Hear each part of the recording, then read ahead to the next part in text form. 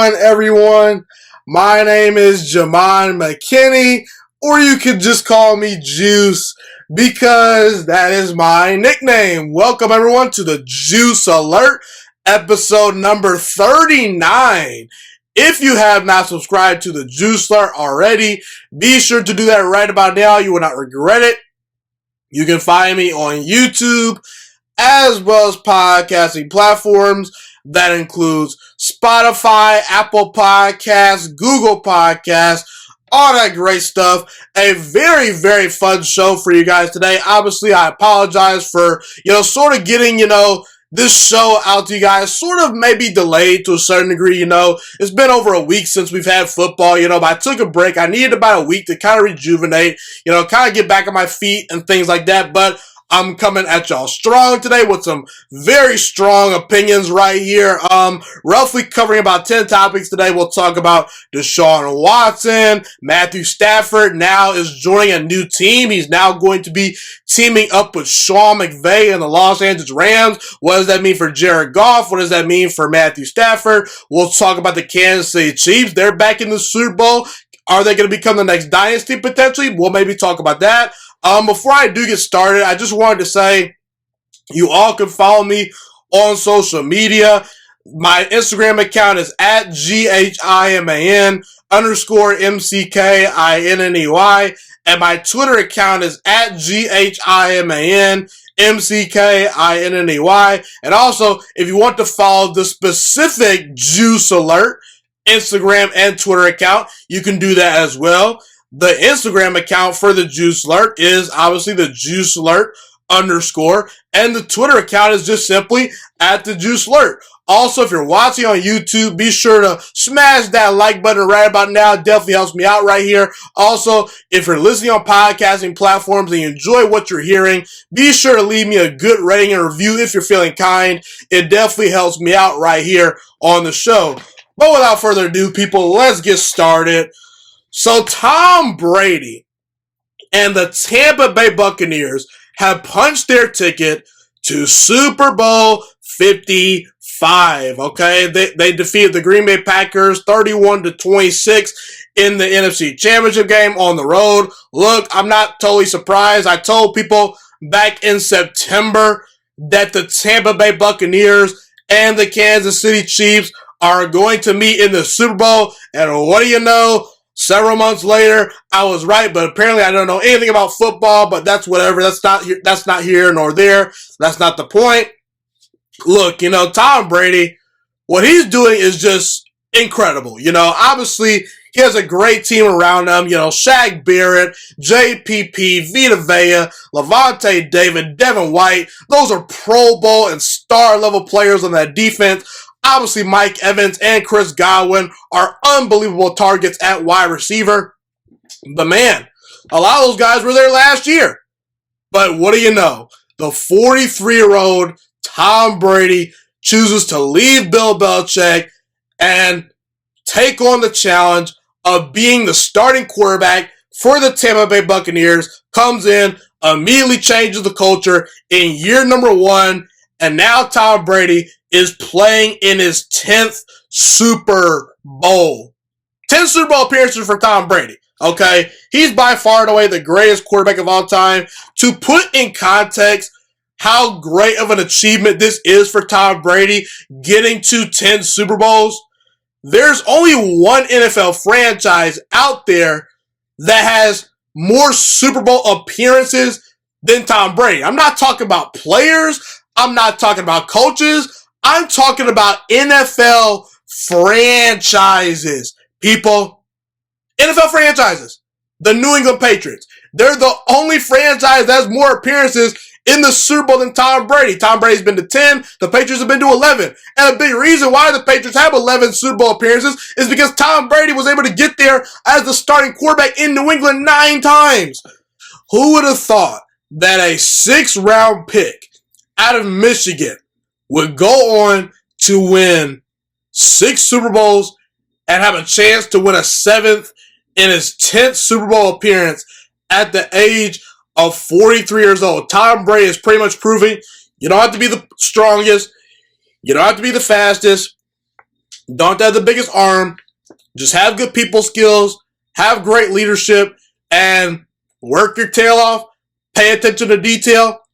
You will have a chance to have some success. What Tom Brady has done, like I said, is just amazing. What does Tom Brady do his first season in Tampa Bay? Goes on the road as a wild card team, beats Washington in the playoffs, goes on the road, beats Drew Brees in the Superdome, goes on the road, beats Aaron Rodgers in Lambeau Field, all in the process of being the first wild card team to make a Super Bowl in the last decade. He did it with a whole new team, no preseason games during a pandemic, no OTAs, whole new scenery, leaving New England, and his first season in Tampa Bay, he gets them to a Super Bowl, man. And say what you want about Bill Belichick. I love Bill Belichick. You know, I'm a fan of what he brings to the table.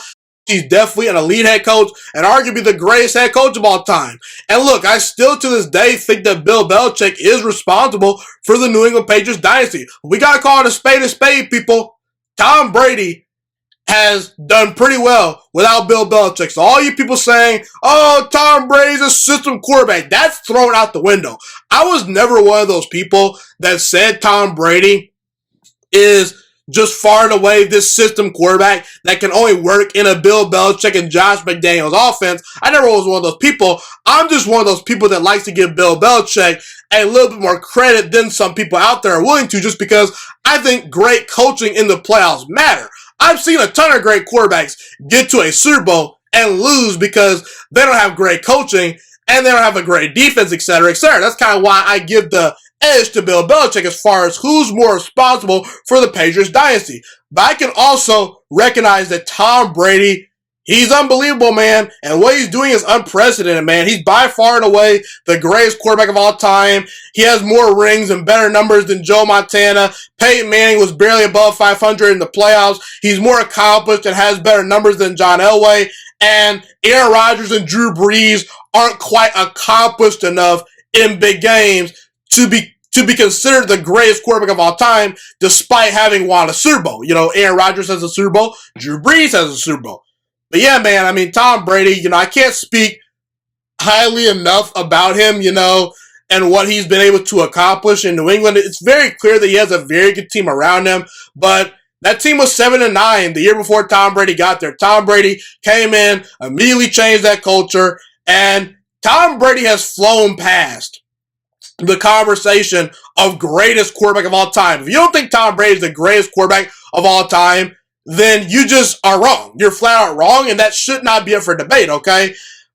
Tom Brady is now in a space where he needs to be considered for being arguably the greatest athlete of all time. It seems like destiny might be on Tom Brady's side. I think Tampa Bay has a really, really good shot to knock off Kansas City in the Super Bowl. But yeah, you gotta give Tom Brady all the credit in the world. He came into Lambeau Field, beat Aaron Rodgers, and he's silenced all of his doubters pretty much, you know, up to this point. Even if Tom Brady loses in the Super Bowl, it's going to be hard for people to pick holes in his legacy, you know. People can say, oh, well, he's a product of Bill Belichick. He's a system quarterback. He was washed. He wasn't going to work in Tampa Bay. He doesn't fit Bruce Arians' offense. All those things have been put to rest and put to bed because Tom Brady, he's the ultimate leader. He's the ultimate competitor. And he's now playing in his 10th Super Bowl. He deserves all the credit in the world, despite always having a lot of support around him. No doubt about it. But yeah, shout out to Tom Brady. He definitely, you know, deserves a lot of praise today. So Aaron Rodgers and the Green Bay Packers lost in the NFC Championship game 31-26 to Tom Brady and the Tampa Bay Buccaneers. And look, to me, the better team won the game, in my opinion. I did actually, you know, go on the limb and I said Green Bay might win this game. You know, when I was, you know, going through and predicting these games, I thought that Aaron Rodgers, you know, at home, the Packers were a red-hot team heading into the playoffs. They were playing some good football. I felt that they had a chance to win the game, but obviously they did not. Well, they had a chance, but they obviously lost, like I said. It doesn't help Aaron Rodgers, you know, due to the fact that in the first half of that game, the Packers defense did not show up at all. Green Bay's offensive line really struggled to block Tampa Bay up front. Aaron Rodgers was constantly pressured. He was sacked 5 times in the game, and Green Bay never led at any point in that football game. And it was just one of those things where you could clearly tell that Tampa Bay was the more talented team. And Matt LaFleur deciding to kick a field goal instead of going for it on 4th down in the red zone, with a chance to tie up that ball game late in the 4th quarter. That is a fireable offense. It is, okay? Now, does that mean Matt LaFleur deserves to be fired? No. Matt LaFleur has proven up to this point to at least be a pretty good head coach. He's won a lot of games, so I'm not going to crucify him, but that was a very, very dumb decision because at that point, you're pretty much saying if Tom Brady gets a 1st down, the game is over.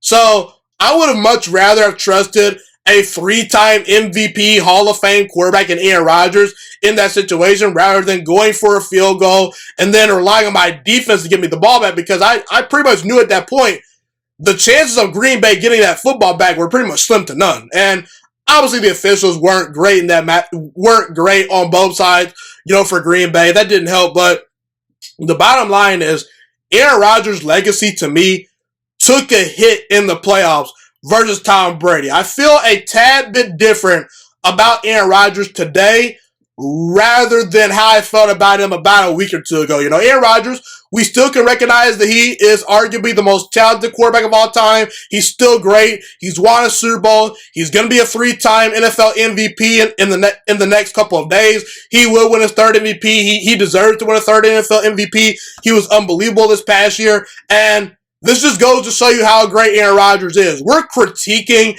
and, saying Aaron Rodgers didn't get it done when Aaron Rodgers threw for 350 yards and 3 touchdowns versus a pretty good Buccaneers defense. He made really good throws, and he was a big reason why Green Bay was in that game for the most part. However, at the same time, we have to look at Aaron Rodgers and say he's got the same amount of Super Bowl victories as Nick Foles, has the same amount of Super Bowl victories as Joe Flacco, as Trent Dilfer, Ben Roethlisberger, and Eli Manning have won more Super Bowls than Aaron Rodgers. Aaron Rodgers has had one great playoff run in his career up to this point, and we can say Aaron Rodgers might be the most talented quarterback of all time, but if you only got one Super Bowl on your resume, isn't that kind of a weird thing to think? I mean, now he's not Dan Marino, where Dan Marino was super talented, never won a Super Bowl, but for years and years, the knock on Green Bay was Aaron Rodgers didn't have enough support, and the Green Bay Packers had 7 Pro Bowl players this year. 7 players on their team are going to the Pro Bowl this year. He's got a solid running game. He's got a really good offensive line. He's got a star wide receiver in Devontae Adams. And the defense is opportunistic, okay? And that defense gave Aaron Rodgers 3 interceptions in the second half of that game. They intercepted Tom Brady 3 times in the second half. And Aaron Rodgers, unfortunately, he did not take advantage of the opportunities that he was given in the second half of that game. And it sucks because Aaron Rodgers actually played a pretty good game, but it wasn't good enough, And this was the first time in NFL, well, not NFL history, but this is the first time in Aaron Rodgers' career he had an NFC Championship game at home. And he blew it. People said, he had to go on the road to face San Francisco. He had to go on the road to face Atlanta. He had to go on the road to face, what was the other team? Seattle. Yeah, he had to go on the road to face these teams. Well, Aaron, you got the NFC title game at home. You had a good team. Vegas actually favored you in the game, and he came up short. And that's unfortunate. I'm really big on the eye test as far as when I evaluate quarterbacks.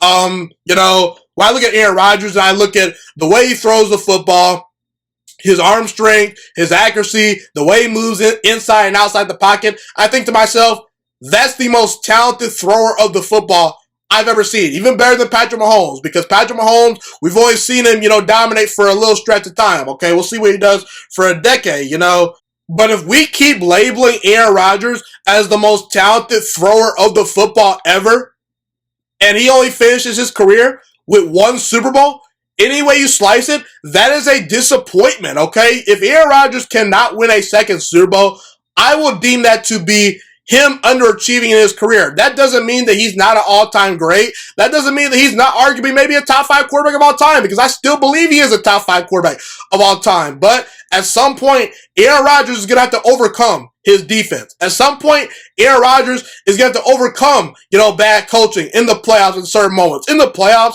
it's all about overcoming things. And Aaron Rodgers, he had one great playoff run to a Super Bowl where he beat the Pittsburgh Steelers, but ultimately, he's below 500 in the playoffs ever since. And it just seemed like this might be the year where Aaron Rodgers broke through and made it his year.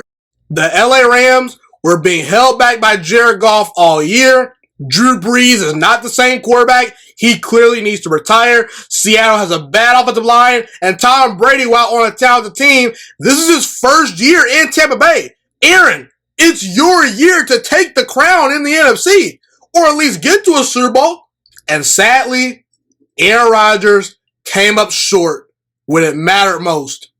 We could, blame the defense. We could blame the offensive line, the coaching staff. And listen, I understand that. Let me just say this. I've been one of the people that have been super duper critical of the way the Green Bay Packers operate and do business. But ultimately, Aaron Rodgers had a chance versus the greatest quarterback of all time in his house to prove I'm just as good as that guy. I deserve to be on the level of that guy. And while Tom Brady did not put together the greatest game in the world, in the highest leverage moments when it mattered most, Tom Brady got it done. And Aaron Rodgers, unfortunately, he played good, but not good enough to win the game. So I believe Aaron Rodgers' legacy did take a hit just simply because I don't know if he's ever going to win another Super Bowl in Green Bay, because this was arguably a missed opportunity, But we'll see, down the road what Aaron Rodgers can do. But ultimately, I think Aaron Rodgers' legacy took a little bit of a hit versus Tom Brady in the playoffs. He's still great, but we can acknowledge what I just said as well. So the thing about me is this. I love learning new things and being super duper educated on brand new topics. But you know what I also love more? I love it when I specifically get told how and why something occurred. Don't just tell me Barack Obama became the first ever African American president of the United States. I'd like to know why. What was the story? What was the process? LeBron James, he's got 6 NBA Finals losses. Okay, let's add some context to it, people. He probably wasn't ever going to beat the Golden State Warriors because they were a juggernaut. The San Antonio Spurs had about 3 or 4 Hall of Famers on that roster. I don't put all those NBA Finals losses on LeBron James, resume. So I now want to shift to Aaron Rodgers, who everyone out there is bailing on, saying that he's the problem in Green Bay. Well, maybe not everyone, but I think that a good amount of the Aaron Rodgers haters out there are saying he's not a great leader. He is a flawed quarterback. He's overrated. Can't win big games. He's a choker because he couldn't beat Tom Brady at home. Listen, we can all blame Aaron Rodgers for coming up short in the playoffs versus Tom Brady, because he did come up short. But let's also point out the fact that Aaron Rodgers, for the most part, was the solo reason why the Green Bay Packers even had a chance to win that football game. In fact, a lot of you people out there told me, personally in the offseason, that Green Bay was an overrated football team.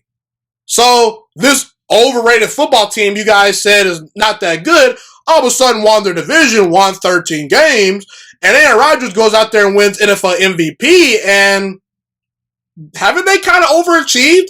We recognize Aaron Rodgers has a 11-9 record in the playoffs, which is good, but not all-time great, But here's the thing, people. What people have to realize is quarterbacks, more times than not, get way too much credit and way too much blame when their team fails. You have to realize football is about, more times than not, which 53-man roster can come together on a given Sunday. Which 53-man roster can overcome obstacles. And I don't think I can blame Aaron Rodgers throughout his career for Green Bay only getting to and winning one Super Bowl on his watch. Because in Aaron Rodgers' career, in 9 playoff losses, his defense has given up, on average, 35.7 points per game. Nearly 36 points per game Green Bay is giving up on average in Aaron Rodgers' playoff losses. To put that in context, Tom Brady has played in 44 career playoff games. 3 times the New England Patriots have given up 35 or more points in a game. Tom Brady is winless in all of those contests. Joe Montana, throughout his career in the playoffs, twice his team has given up 35 or more points. He's winless in all those games. Peyton Manning, 3 times that occurred in his career in the playoffs. His team is winless in all those games. Ben Roethlisberger, 4 times this has occurred in his career. His team gives up 35 points per game. He loses all 4 of those games. Eli Manning, only 1 time in 12 games did his defense give up 35 or more points per game. He lost that game to Aaron Rodgers, ironically. Terry Bradshaw, let's see here. Did his defense give up 35 points? Do we have any information? No, we don't. You want to know why? I don't have any data for that because, Terry Bradshaw's defense never gave up 35 points in a playoff game throughout his entire career. What a luxury for Terry Bradshaw, man. You wonder why he has all those Super Bowl rings. And you're going to blame Aaron Rodgers for the playoff losses. Aaron Rodgers is second all-time in the playoffs in touchdown passes. In NFL history, in the playoffs. Second all-time in touchdown passes for his career in the playoffs, only trailing Tom Brady. Aaron Rodgers, in the playoffs for his career, is 6th all-time in yards. He's 5th all-time in passer rating in the playoffs. To put that in context, Eli Manning has the 19th best passer rating in the playoffs of all time. He's actually tied with his brother Peyton Manning. They're both tied for 19th all time. They've won multiple rings. Ben Roethlisberger has won multiple rings. He has the 23rd best passer rating in postseason history. Tom Brady is going to be playing in his 10th Super Bowl very, very soon. His pass rating in the playoffs ranks 15th all time. So we are going to blame the great Aaron Rodgers for being top 5 to top 6 in pretty much almost every single statistical category in the playoffs. But because his defense sucks, because his coaching staff for the most part has not been up to par in the playoffs, we're going to blame him. I'm not going to do that. Aaron Rodgers does not deserve a ton of blame in the grand scheme of things for his team's shortcomings in the playoffs. More times than not, Aaron Rodgers is going to give you a puncher's chance in the playoffs. Aaron Rodgers, throughout his career, in 20 career playoff games, has never failed to score 20 points. To put that in context, Peyton Manning, in his first 20 career playoff games, he failed to score 20 points 9 times. Eli Manning, in his first 20 playoff games, he failed to score 20 points 4 times. Terry Bradshaw, in that same, sample size, 6 times. Tom Brady, same sample size, 5 times. In fact, do we all remember the day that Tom Brady beat the LA Rams in the Super Bowl by winning that game 13-3? Are you kidding me, people? Give Aaron Rodgers those defenses. He'd have multiple rings, people. The problem with the Green Bay Packers is they ask Aaron Rodgers in the playoffs to play mistake-free football. The minute Aaron Rodgers is not perfect, Green Bay goes into the tank. And let's not forget, the Kansas City Chiefs in the Super Bowl last year won that Super Bowl mainly because the defense was able to help Patrick Mahomes out. Patrick Mahomes was not playing well for 3.5 quarters, but that defense, they held Jimmy Garoppolo and the 49ers offense in check, and Patrick Mahomes was able to close the deal. How many times have we seen Tom Brady's defense bail him out in New England when he was struggling? How many times have we seen Ben Roethlisberger's defense do the same thing in his early years in Pittsburgh? Ben Roethlisberger has the worst career passer rating in NFL history for a starting quarterback that's won a Super Bowl. Put Aaron Rodgers on that team. He'll win you a Super Bowl, I guarantee you. Troy Aikman, Terry Bradshaw, they had good defenses. They had good coaching staff. They had well-rounded rosters. Those teams did not solely depend upon their greatness. You look at Joe Montana. He had great teams around him. Teams that could win ugly, physical, low-scoring defensive battles. In the playoffs, it's all about overcoming your obstacles. And even if Aaron Rodgers plays great, Green Bay is not able to overcome his shortcomings. Aaron Rodgers can overcome his defensive shortcomings at times. He can overcome the fact that Green Bay may not have a great running game at times. Where's the game where Green Bay has bailed Aaron Rodgers out in the playoffs? Those games virtually don't exist. outside of maybe the NFC Championship game a couple of years ago when he beat Chicago. That's about the only game in Aaron Rodgers' 20 career playoff games where I could point to his defense, and his overall team, and I can say they helped uplift Aaron Rodgers when he did not have his best fastball. So ultimately, people, don't blame Aaron Rodgers for these playoff losses. He's not the solo reason why his team has only won one Super Bowl. Don't call Aaron Rodgers a choker. Don't do that. No Super Bowl winning quarterback should ever be called a choker. Not a single Super Bowl winning quarterback should ever be called a choker in the playoffs. That just should not come out of your mouth, okay? And I've always said, I've had a problem with how Green Bay does business in their front office. They're not aggressive enough. They don't take big swings in free agency. They don't spend money. They don't make trades. And the lack of ownership and the lack of aggression from Green Bay's front office and their unwillingness to think outside the box and be aggressive has really hurt Aaron Rodgers because they've wasted away his best years by making him carry the team. Whereas now they're just starting to give him some support, and it might be too late now. The Rams and the Saints in the past couple of years have gone all out of their ways to try to win Super Bowls, and they made big swings in free agency, and they made trades for players and stars and whatnot. And I don't want to hear about the lack of a salary cap and the lack of draft picks, okay? Those draft picks don't mean crap in the playoffs. Those late round picks and whatnot, spend some money and trade for some high end players, Green Bay. Don't give me draft picks. Don't give me, a salary cap. The Saints have been over the salary cap for the past, couple of seasons. It has not mattered because there's always somewhere where you can find more money. I guarantee you. The Saints, they haven't had any issues getting Drew Brees a stacked roster in the later part of his career because of their salary caps. I don't want to hear about that.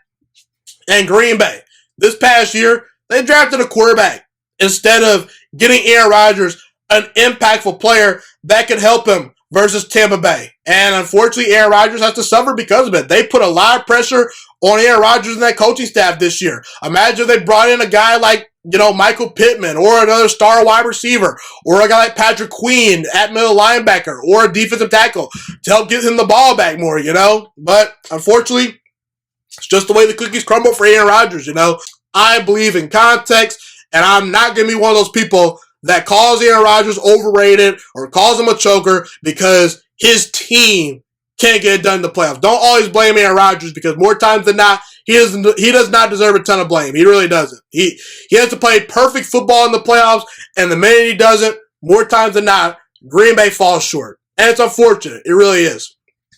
So, the Detroit Lions traded away Matthew Stafford to the LA Rams. The LA Rams get 2 first-round picks, a third-round pick, and Jared Goff in exchange for Matthew Stafford, the former number 1 overall pick and now former Detroit Lions quarterback because he's now going to be obviously playing for the Rams. And I'm very, very happy for Matthew Stafford. I've said for years and years now, Matthew Stafford has been a victim of playing for a poorly run organization that does not ultimately truly support him year in and year out. He's had to deal with horrible rosters. Sure, he's had, Calvin Johnson, Reggie Bush, and Dominican Sue on his defense for a couple of years. But for the most part, when you actually look at the team that Stafford year in and year out has had as a whole, the offensive line has been bad. The defense has sucked. The run game hasn't been there. The coaching staffs have not been up to par. The front office has not done enough good things. The ownership is piss poor. And at times, Detroit was just a wild, messy clown show, I would say. And I've always said Matthew Stafford, he's got one of the 5 best arms in the NFL. He's able to fit the ball in the tight windows. He can play the quarterback position at a very high level. He's arguably the most underrated quarterback in all of football because not enough people give him enough credit for how good he is because he plays in Detroit for a bad team, And he's 33 years old. So look, Matthew Stafford to me still has at least 5 to 6 good to high end years of football left in him. And there's not going to be any more mess with the LA Rams. He's going to a stable, well-run organization. The Rams were a playoff team last year, so he's inheriting a playoff caliber roster. And with the Rams adding Matthew Stafford to their team, I believe they upgraded at quarterback, and I believe they're a legitimate Super Bowl threat once again. I definitely think the LA Rams are more than capable of winning a Super Bowl with Matthew Stafford as their quarterback. What do the Rams have that other teams don't have? You know, Sean McVay, one of the top 5 play callers in all football. He's an excellent head coach. They've got arguably a top 5 to top 10 offensive line. They've got star wide receivers. They've got really good tight ends. They've got a good running game. They've got a defense anchored by Jalen Ramsey and Aaron Donald. Jalen Ramsey is the best defensive back at the corner position in the entire NFL, so he's the best overall corner. And Aaron Donald, he's the best overall defensive player in all football. No doubt about it. It's not even close.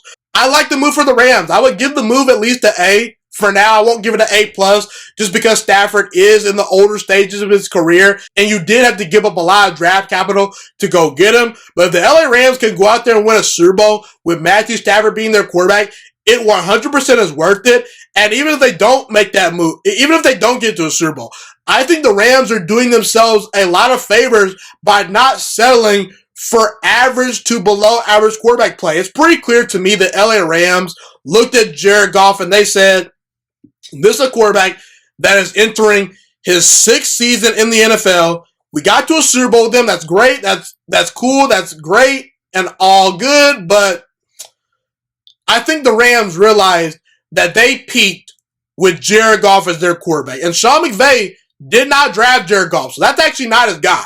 Okay, he inherited Jared Goff. He did not draft Jared Goff. So Sean McVay gets a quarterback that he believes can execute his offense at a high level, that will be an upgrade over Jared Goff, and their Super Bowl window is right now. Okay, so look, I really like this move for the LA Rams. I think Jared Goff is a solid starting quarterback, but ultimately he just reached his ceiling with the LA Rams. He kind of plateaued as a player. Once you enter your 6th season in the NFL, you kind of know what you are. And the book on Jared Goff is he's not all that mobile.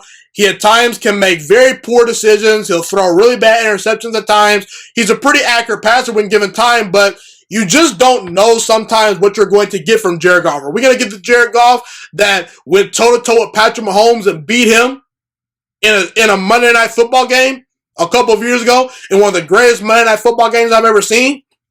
Or are we going to get the Jared Goff that couldn't beat the 2-win New York Jets this past season? Jared Goff could not beat a 2-win New York Jets team. So it's unfortunate for Jared Goff. Well, not really, in a sense that, look, I don't feel particularly bad for Jared Goff because you're not going to get very many better weapons and better coaching than what you got with the Rams. So look, I'm super happy for Matthew Stafford.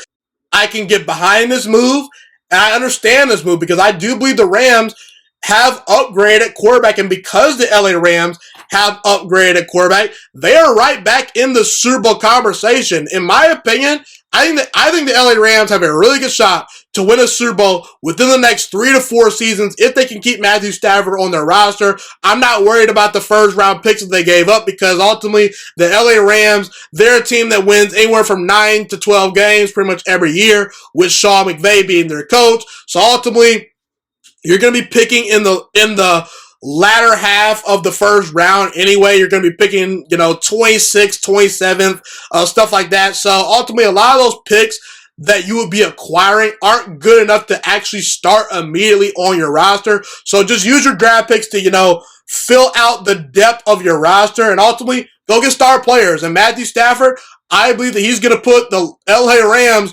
right back in the Super Bowl hunt. This team was already a really good playoff team, and now they're a legitimate Super Bowl threat because of Matthew Stafford. And I do believe Matthew Stafford will prove a lot of people wrong. A lot of people are saying Matthew Stafford's no good. He can't win big games. He's overrated. I think Matthew Stafford will shut a lot of those people up. I definitely love the move from the LA Rams perspective, no doubt about it. I'm happy for Matthew Stafford, and he'll do special things with Sean McVay. I could see Matthew Stafford putting up MVP numbers and potentially winning a Super Bowl down the road with Sean McVay and the LA Rams. So the Detroit Lions have traded away former number 1 overall pick Matthew Stafford. I understand the move. I think that they kind of realized they hit their ceiling with Matthew Stafford. They're going into a full-blown rebuild. I don't think Matthew Stafford was willing to go through that rebuild once again just because he's been through so many of them in Detroit multiple times. So it's one of those things where the organization did him a service and they said, okay, we probably have reached our ceiling with Matthew Stafford. We're going to send him to the LA Rams where he has a chance to win a Super Bowl. And we're going to get some good draft capital back. Look, I like what the Detroit Lions got back for Matthew Stafford. I really do. They were able to get back 2 first-round picks, a third-round pick, and a capable starting quarterback in Jared Goff that has been to a Super Bowl in the past. Now, like I said, is Jared Goff a franchise-changing quarterback? Is he amazing? No, he's not one of those guys. You know, he needs a good roster around him to consistently win big games in the NFL. He ideally needs a good offensive line because he's not all that mobile. He needs a solid running game. And for the most part, more times than not, Jared Goff is just as good as the plays that are being called for him. But Jared Goff is able to more times than not execute those plays, you know, for the most part, you know. And Jared Goff was drafted number 1 overall in 2016 for a reason. He may not be this franchise-changing quarterback, but I've seen Jared Goff on Monday Night Football go toe-to-toe with Patrick Mahomes and beat Patrick Mahomes in a big-time matchup on Monday Night Football, one of the greatest Monday Night Football games I've ever seen. I've seen Jared Goff outplay Drew Brees in the Superdome, on the road in the playoffs. I've seen Jared Goff get to a Super Bowl. He may not have won the Super Bowl. He may have played poorly in the Super Bowl. But getting to a Super Bowl is a very hard thing to do. Philip Rivers, for years and years throughout his career, could never get to a Super Bowl, okay? Michael Vick, never been to a Super Bowl, you know? There's been a lot of really good quarterbacks that have never been to Super Bowls. I'm not saying Jared Goff necessarily carried the Rams to a Super Bowl. Look, is Jared Goff the future of the Detroit Lions franchise? Personally, my gut tells me no. I don't think Jared Goff is being put in a great position to succeed in Detroit because, well, that's kind of where quarterbacks go to die. But here's the thing. Jared Goff is a solid, capable franchise quarterback that gives the Lions some stability going forward, okay? And I can make the argument Jared Goff is the second best quarterback in his division now behind Aaron Rodgers, okay? He's better than Kirk Cousins because Kirk Cousins, he hasn't been to a Super Bowl, and Mitchell Trubisky, don't get me started. So, I do like what the Detroit Lions got back for Jared Goff. No doubt about it. Listen, this Detroit Lions team is not that good. And what do you need when you're not a good football team? And what do you need when you are rebuilding? You need draft picks. They got those draft picks, and in the process, they got a solid, stable quarterback that can try to go out there and win them football games, and they can evaluate Jared Goff while they potentially look for probably their next young, game-changing franchise quarterback, whether it's Justin Fields or Trey Lance this year, or maybe a guy like Keaton Slovis, Spencer Rattler, or Sam Howell next year, because I don't think Detroit is going to be that good this year. So we'll see how it goes for Jared Goff. I'm wishing him luck. I don't think he's going to play all that well in Detroit, but if you're the Detroit Lions, you got a lot of stuff back from Matthew Stafford, and you should be proud. You should be happy with your organization, no doubt about it, if you're a Lions fan. So, no surprise here, Deshaun Watson recently came out and requested a trade. He no longer wants to be a part of the Houston Texans organization. And a lot of teams have reportedly called in and inquired as far as, making a trade with the Texans for Deshaun Watson. And the New York Jets are a team that people are saying Deshaun Watson might very well end up on. Personally, if you're the New York Jets, I say if you can make that move happen, you do it 100% without thinking. But if I'm Deshaun Watson, I don't want to go to the Jets. The Jets are the worst team in their division. Their offensive line is not very good. They are very limited at the wide receiver and running back position. Robert Saleh is a new head coach, and while I do like the direction the Jets potentially are going in, we don't know if Robert Saleh can coach. And if I'm Deshaun Watson, Why would I want to rebuild with an historically dysfunctional franchise while I'm 25 years old in the prime of my career? I just realized in Houston, I don't have the coaching staff, I don't have the run game, I don't have the defense, I don't have the offensive line, I overall don't have the support that I need to go out there and win a bunch of games consistently going forward. I cannot win a Super Bowl in Houston. That's what Deshaun Watson concluded, and that's why he's requesting a trade. And he doesn't trust the front office because they're a dysfunctional mess. So I came to think about some things. I said, if I'm Deshaun Watson, where would I most want to go? Where do I hope I end up? And I came up with two destinations for Deshaun Watson as far as what's the best fit for him. If Deshaun Watson wants to dominate, put up great numbers, maybe win a couple of MVPs, and ultimately, if he wants to win a Super Bowl, what destination makes the most sense for him? I came up with two destinations. I couldn't choose between the two, so I'm just going to discuss both those destinations. I came up with the San Francisco 49ers and the Miami Dolphins. Two pretty obvious choices. Why do the 49ers make a ton of sense? The 49ers make a ton of sense because they have Kyle Shanahan, one of the best offensive minds in the NFL as far as, head coaches in the NFL. He was able to elevate Matt Ryan's game. Matt Ryan was able to win a league MVP and get to a Super Bowl under Kyle Shanahan's tutelage when Kyle Shanahan was the offensive coordinator in Atlanta. The 49ers have a really good offensive line. They've got multiple running backs. They've got George Kittle, who's the best tight end in the entire NFL, probably not named Travis Kelce. They got Brandon Ayuk, who showed some big-time flashes as a rookie. They got Deebo Samuel as a number 2 option. He's pretty good as well. And a ferocious defensive front led by Nick Bosa. Not to mention Kyle Shanahan and the San Francisco 49ers not too long ago. They were in the Super Bowl. They were very close to beating Patrick Mahomes and the Kansas City Chiefs. That place makes a ton of sense. Deshaun will have a ton of support. He'd have a good run game. He'd have a good defense. He'd have great coaching. And he'd have weapons to throw to. Yes, that division is a dogfight every year. But Deshaun Watson would have everything put in place for him to win a Super Bowl and dominate the NFL if he could become the San Francisco 49ers starting quarterback going forward.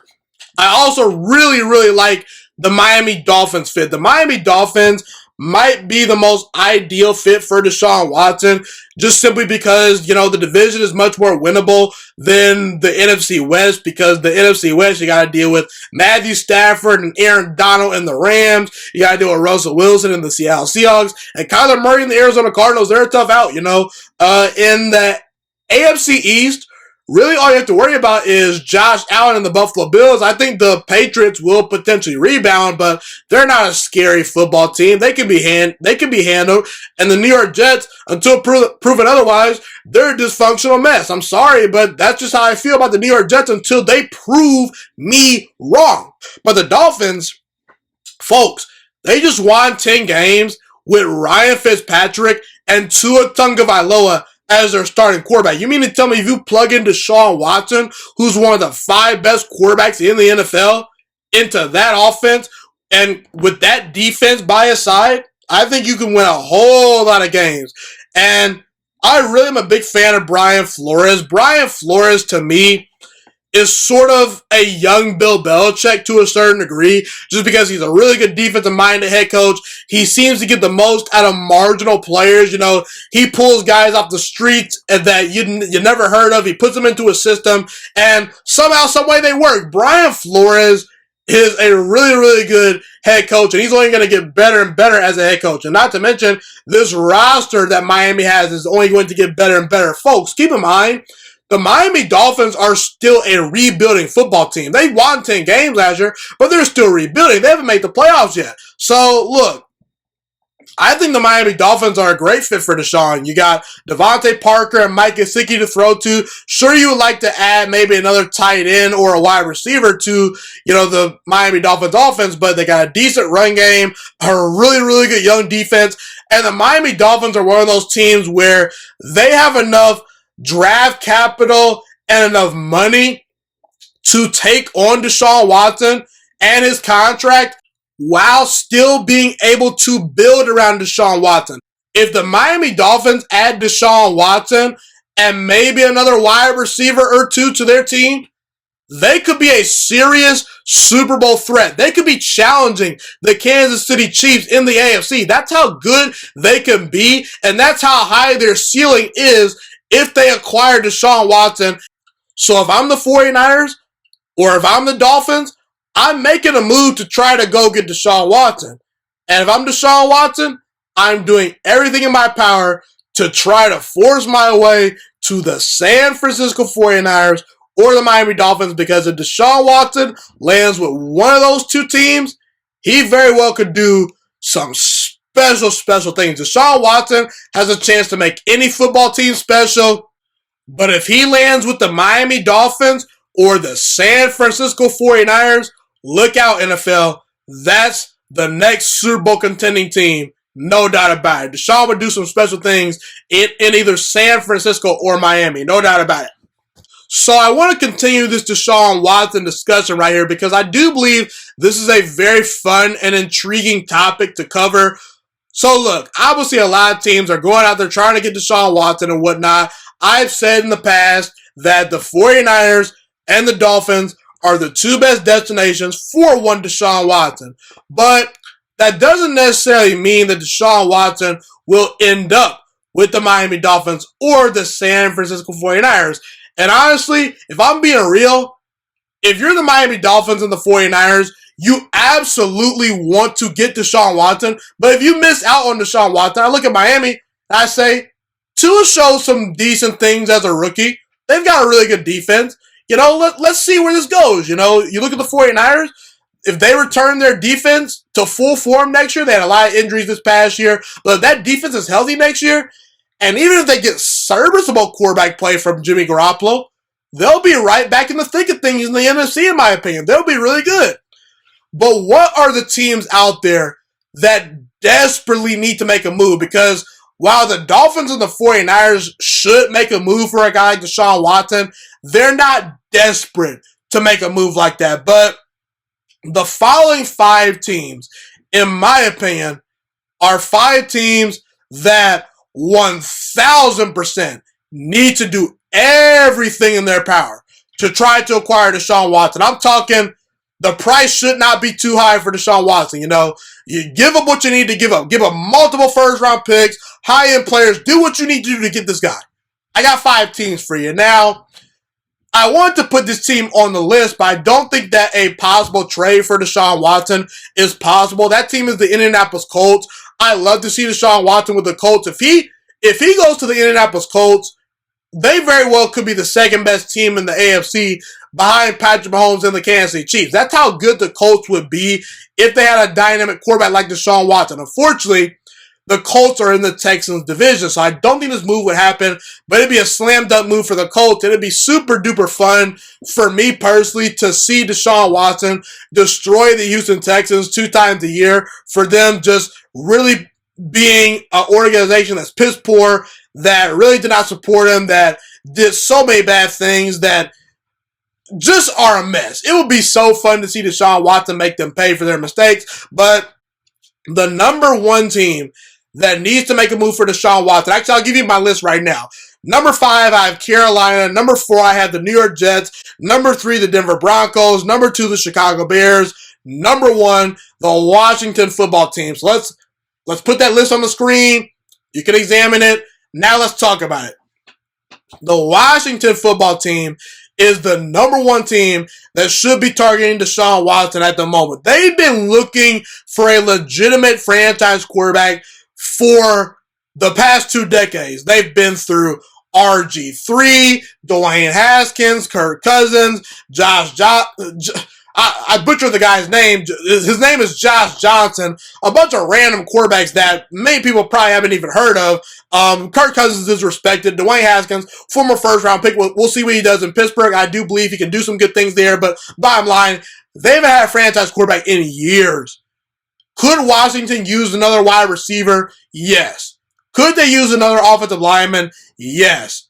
But This is a well-rounded football team that won in spite of their quarterback this past year. They won the division without great quarterback play. If they can go out there and get a legitimate franchise quarterback, they could enter the Super Bowl conversation because that defense is loaded with talent, led by Chase Young, who's really, really good, okay? And Washington has the number 19 overall pick. You're not probably going to get a legitimate franchise quarterback with the number 19 overall pick. So Washington, make that move. You know, get the proven commodity. Washington has been drafting young quarterbacks for so long. Get the proven commodity. You don't need to go trying to trade up for a quarterback in the draft. Go get a guy in Deshaun Watson who's in his prime that will give you great production right out the gate. Number 2 is the Bears for me. They're very similar to Washington because they have a really good defense. They have a solid roster, but they're not in position in the draft to get a guy like Justin Fields or Trevor Lawrence or Trey Lance, etc., simply because they have the number 20 overall pick, the 20th pick in the first round. You're probably not going to get a legitimate franchise quarterback if you sit there. You have to trade up. This team has talent. This team just needs a consistent, good starting quarterback. And I personally don't think Matt Nagy is a terrible head coach. I think Matt Nagy is actually a decent play caller and a decent head coach that's been held back by his quarterback, Mitchell Trubisky. Get Trubisky out of there. You should have drafted Deshaun Watson with the number 2 overall pick when you traded up for that number 2 pick a couple of years ago. You never should have drafted Trubisky. Right the wrong by acquiring Deshaun Watson. Denver Broncos up next at number 3 for me. I actually had high hopes for Drew Lock this past year. I didn't think Drew Lock was going to be this, transcendent quarterback, but I felt that Drew Lock could be a good starting quarterback. Hasn't worked out that way for Drew Lock. He showed some good things in Missouri, but it seems to me he plays way too loose, not all that accurate, and I don't think he has that it factor, man. I really don't. At least he hasn't proven to have that it factor up to this point. And Denver's in a division with Patrick Mahomes and Justin Herbert, 2 top 10 quarterbacks. You can't roll out Drew Lock and expect to win that division year in and year out. If you roll with Drew Lock for another year, you're really taking a risk. You're really banking on Drew Lock taking a huge leap. I'm not sure if he can make that leap. I give up the number 9 overall pick and some draft capital to, try to get Deshaun Watson. You got some good players on that team. Give some of them up. Make a move, Denver, if you can. The New York Jets are at number 4 for me. Now, some of you may ask why the Jets are so low. I'll tell you why. First of all, the Jets, in my opinion, are actually in a pretty good situation to get themselves a franchise quarterback already, simply because they have the number 2 overall pick. And with that number 2 overall pick, you can draft a guy like Trey Lance, Zach Wilson, Justin Fields. You have options at the number 2 overall pick. And if those guys hit, meaning if you hit on your number 2 overall pick, assuming you maybe move on from Sam Darnold, then guess what?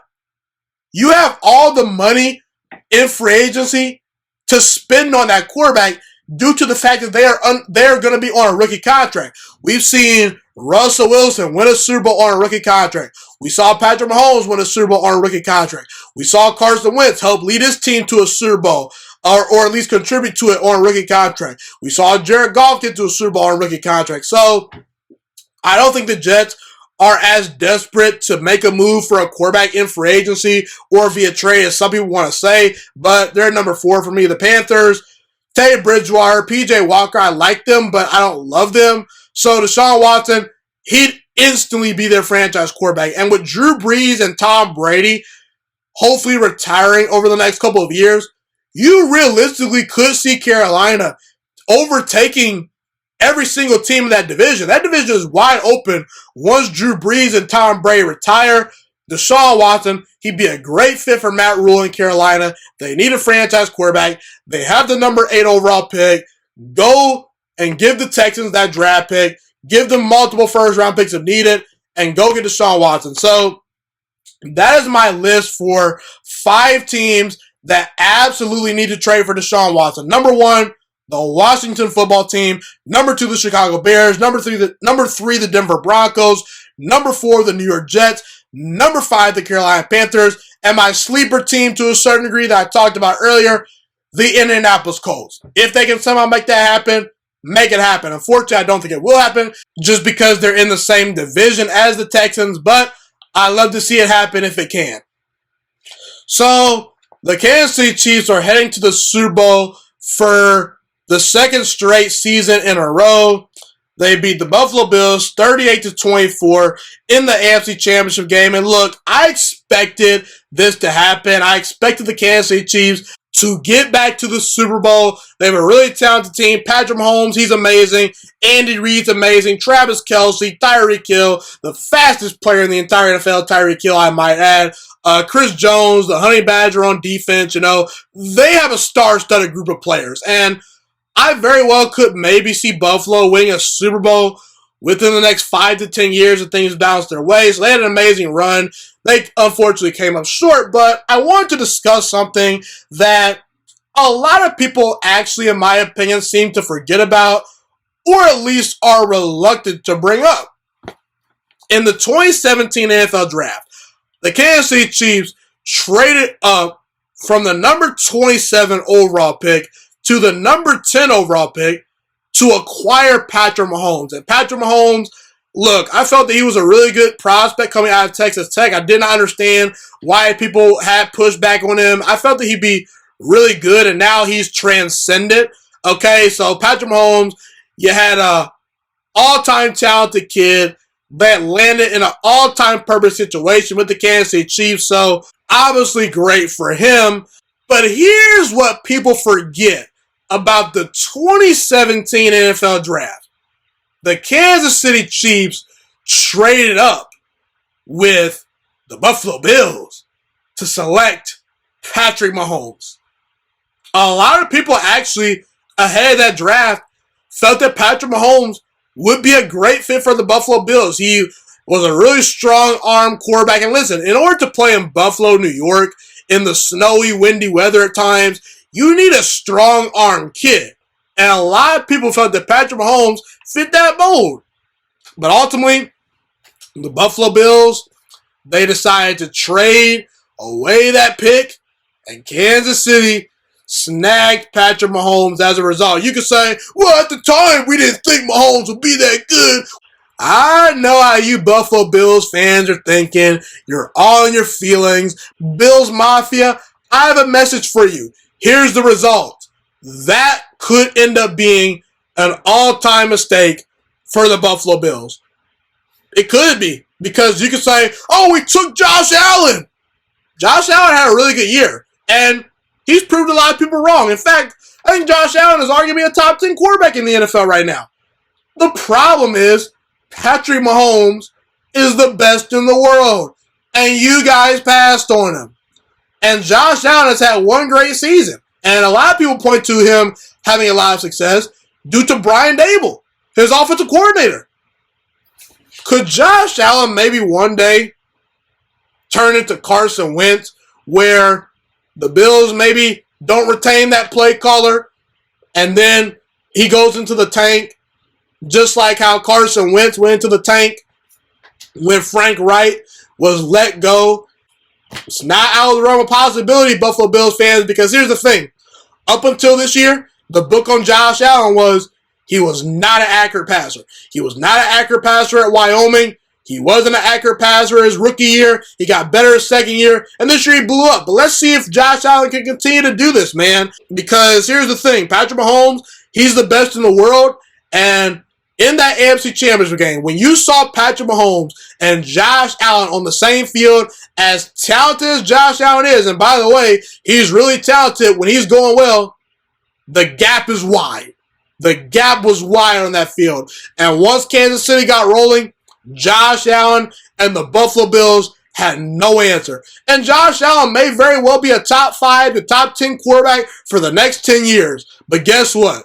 Eventually, he's probably going to have to overcome beating the best player in all football, named Patrick Mahomes. He's going to have to overcome that hill one day, potentially. And as good as Josh Allen is, it is not a guarantee that he will ever get past the Kansas City Chiefs, led by Andy Reid, and Patrick Mahomes. It's going to be a tall task for even the Buffalo Bills to consistently beat Kansas City, because we saw on that same field, once Kansas City got rolling, Buffalo did not match up well. You could say, we got Tre'Davious White in that trade, we got Tremaine Edmonds in that trade, that's all great, but you don't have Patrick Mahomes. And ultimately, that could be the difference in Buffalo winning a Super Bowl or wasting away a really good defense and Josh Allen's talents. Because I guarantee you, if Patrick Mahomes were on the Buffalo Bills right now, they'd be in the Super Bowl. That's my opinion. The Buffalo Bills passing on Patrick Mahomes in the 2017 NFL Draft to then go and draft Josh Allen the very next year, that today is a mistake. And it very well may be the ultimate mistake that holds Buffalo back for many years to come. A lot of people aren't talking about that, but I'm going to be the person to do it. Sorry, Bills fans, but I know it hurts. But we'll see. We'll see, man. So the Los Angeles Rams recently just bailed on Jared Goff, a guy that Sean McVay, their current head coach, actually did not draft. Jared Goff was drafted in 2016. Sean McVay comes in 2017. He inherits Jared Goff, and several years later, despite Jared Goff having some success and getting to a Super Bowl, obviously losing that Super Bowl, but Jared Goff, he's had some success. He's been to a Super Bowl, but none of that matters now because Sean McVay and the LA Rams have bailed on Jared Goff. And ever since that Super Bowl that Jared Goff got to, he's regressed. And it's unfortunate because when you look at Jared Goff, he was in the ideal situation to succeed. He had really good weapons, good tight ends, a good running game, an A-plus head coach, and a really good defense as well, led by Aaron Donald. And here's the thing, people. I'm starting to believe that Jared Goff might be slowly becoming the next Joe Flacco, but even worse. I'll tell you why. Obviously, he's in Detroit now. Jared Goff is. He got traded to Detroit.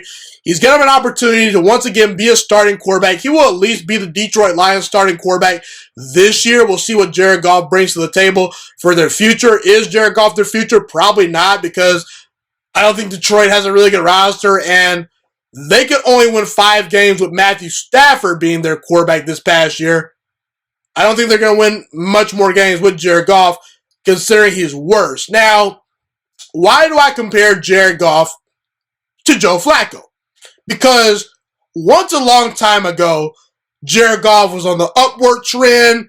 He was beating Drew Brees in the Superdome. In the playoffs, he got to a Super Bowl. And after he got to a Super Bowl, many people were actually saying, could Jared Goff maybe be a top 10 quarterback? He's at least trending towards being that guy. And a few years later, Detroit is now inheriting Jared Goff, and Detroit's the place where quarterbacks die. Now, Joe Flacco, once a long time ago, in his prime, he was regarded as a borderline to potential top 10 quarterback. He really was. He had a great postseason run a couple of years ago. He beat Peyton Manning, Tom Brady, really good 49ers team in the Super Bowl. He was great in the playoffs. But once Joe Flacco got paid a ton of money, just like Jared Goff, he went into the tank. And today, Joe Flacco, he couldn't start for the Jets this past year, and the Jets won 2 games. Joe Flacco was Sam Darnold's backup quarterback this past year, people. And people pointed to Joe Flacco and his demise for potential, lack of work ethic, him being lazy potentially. Some people pointed to Joe Flacco maybe being complacent. And ultimately, some people said, man, maybe Joe Flacco's just not that good. Maybe once people started seeing more and more film of Joe Flacco and the book was out on him, Joe Flacco kind of got exposed and people said he might just not be that good. And there's sort of whispers and reports out there that Jared Goff might have gotten a little lazy. Maybe his work ethic wasn't the best. Some people point to him potentially being complacent over the past year and a half. maybe Jared Goff just isn't that good. Maybe ever since Jared Goff got to a Super Bowl and teams started seeing more and more film on him, they adapted. And Jared Goff never adapted with the NFL. Maybe Jared Goff just reached his ceiling and we can't do anything about that, because sometimes I think that we kind of get into a space where, because of players failing, we call them lazy, we say they stink, their attitude's bad. Ultimately, sometimes people, maybe those guys just aren't good enough. Maybe sometimes those guys just plateau. And I feel like Jared Goff might be in that boat to where he just plateaued, and the Rams trade away Jared Goff in favor of Matthew Stafford. And if Jared Goff fails with the Detroit Lions, he very well could become a backup quarterback, because there are more and more great quarterbacks in the NFL than there were back when Jared Goff was drafted. You got Trevor Lawrence, Justin Fields entering the NFL. You got so many good quarterbacks. Ultimately, if Jared Goff fails with the Detroit Lions, and that very well could be possible, he might be done for. He might get some more opportunities just because he's been to a Super Bowl. Teams have seen that film. They've seen him go toe-to-toe and beat Patrick Mahomes in a Monday Night Football game that everyone seems to remember. But Jared Goff is trending towards being the next Joe Flacco. And while Joe Flacco's made some money, won some games, and been to a Super Bowl and actually won a Super Bowl, he's without a starting job today. And Jared Goff very well could be in that situation going forward. To a certain degree, I feel bad for Jared Goff, because I don't think he's going to be put in a great position to succeed with the Lions, but he had his chance with the Rams. They were a really good team, and he blew it. And that's unfortunate for him. Is Jared Goff the next Joe Flacco? Maybe, but only time will tell. So everyone's talking about this Matthew Stafford trade, obviously, and to me, the Matthew Stafford trade is bad news for the rest of the NFC and the NFL, just because if Stafford plays the way we know he can play under Sean McVay, the Rams very well could win the Super Bowl. This is extremely bad news for Kyler Murray, Cliff Kingsbury, Steve Keim, and the Arizona Cardinals. It's a bad day to be a Cardinals fan, due to the fact that the LA Rams now have a legitimate, not just franchise quarterback, but a franchise-changing quarterback. Over the past couple of years, the Arizona Cardinals have struggled to beat the LA Rams, and now today, they're even further away from the LA Rams because of the Matthew Stafford trade. Now, if you're a Cardinals fan, you could look at the positives. You could say, we got Kyler Murray, arguably a top 10 quarterback. We got DeAndre Hopkins, top 5 wide receiver, probably the best wide receiver in all of football, maybe. We got Kenyon Drake. We got a solid secondary. Chandler Jones comes back from injury this upcoming year. And 2 years ago, we were the worst team in all of football. We're trending up because we were a borderline playoff team this past year. You could slice it that way. Or you could be like me and say, man, Seattle today is better. San Francisco today is better. The LA Rams just upgraded at quarterback. And us being the Arizona Cardinals, you know what we got? We've got the 4th best roster in our division. We by far and away have the worst head coach in our division. And for the most part, we're a finesse football team that doesn't have a lot of depth, whether we like to admit it or not. And look, the Arizona Cardinals might be the odd team out in that division. And I just don't see a world where, well, I see a world where Arizona could maybe be a playoff team, but it looked like when Kyler Murray was drafted and Arizona realized how good he could become, that this team could be the future of the division. But after the Matthew Stafford trade, if he hits, Arizona, good luck. You gotta make some more moves, because this roster to me right now today, it's not better than San Francisco when San Francisco is healthy. It's not better than Seattle. And it's not better than the Rams. And there's, to a certain degree, a wide gap. If the Arizona Cardinals didn't have Kyler Murray as their quarterback, they would not have much to root for. And This is a big-time year for Cliff Kingsbury.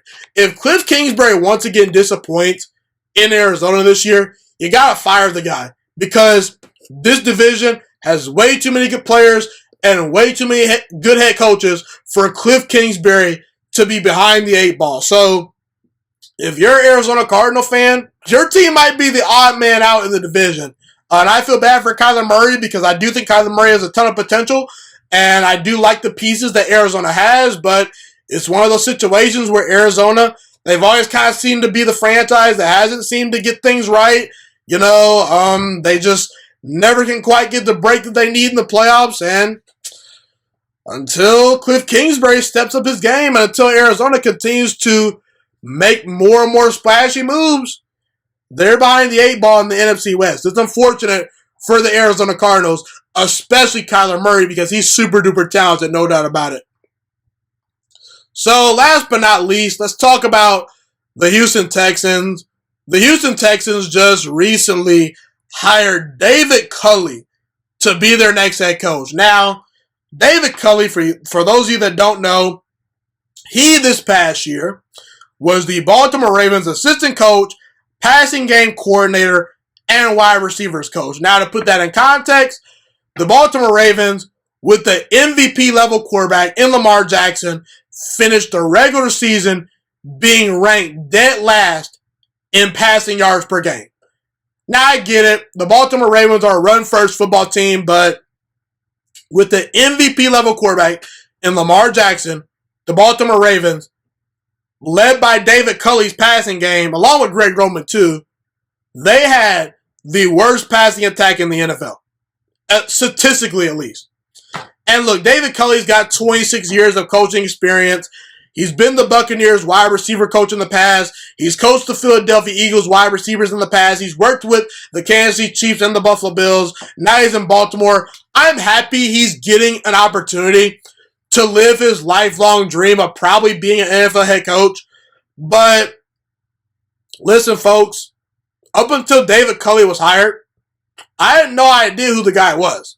Now, that might be me being irresponsible on my part, but I'm pretty sure this move caught a lot of NFL general managers and a lot of NFL fans by surprise. And look, I don't think David Cully has the upside to turn around the Houston Texans organization. And ultimately, David Cully is going to be set up to fail with Houston because they're a poorly run, piss-poor organization as I speak today. And ultimately, this was a bad hire. Now, Houston might not have had a choice because I'm pretty sure that Eric Bieniemy and or Brian Daboll wanted nothing to do with the Houston Texans coaching job.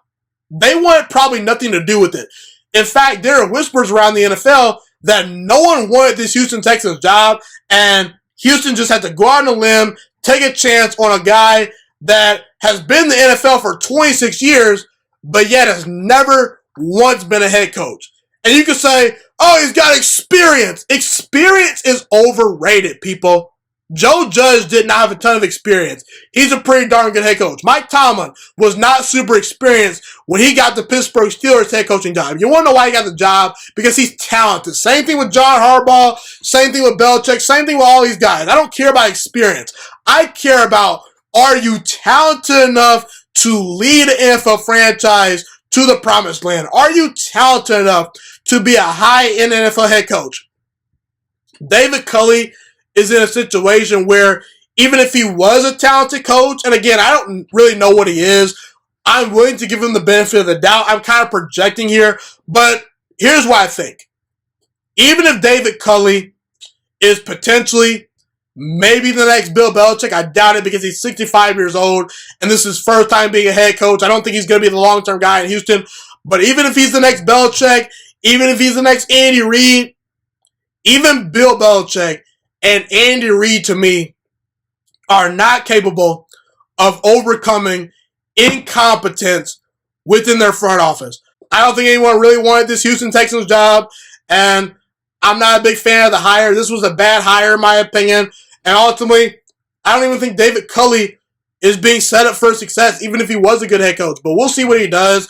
I'm happy that an African-American head coach is getting an opportunity. I don't want to talk down on the guy too much, but I just don't feel very good about this hire, and I don't think David Cully is being put in a great position to succeed as a first-year head coach, at least up to this point so far based on what we know. But we shall see.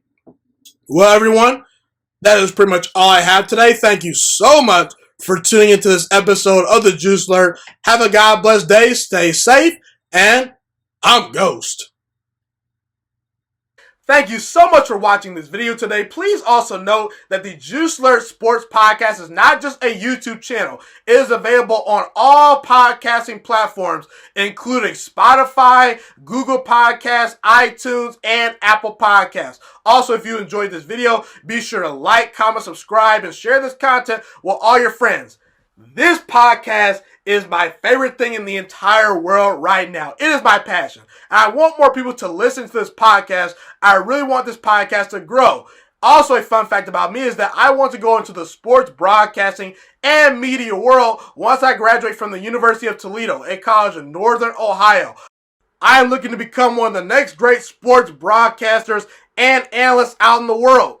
And I potentially would like to start my own network if this podcast really truly grows. Or if I fall short of that goal, I would love to work for a big time network like ESPN or Fox Sports 1. I am open to all networks. So if you believe in my dreams and you see or hear my passion through the screen, be sure to tell all your friends about the Juice Alert Sports Podcast. Stay motivated, you guys. Have a God bless day, and I'm out.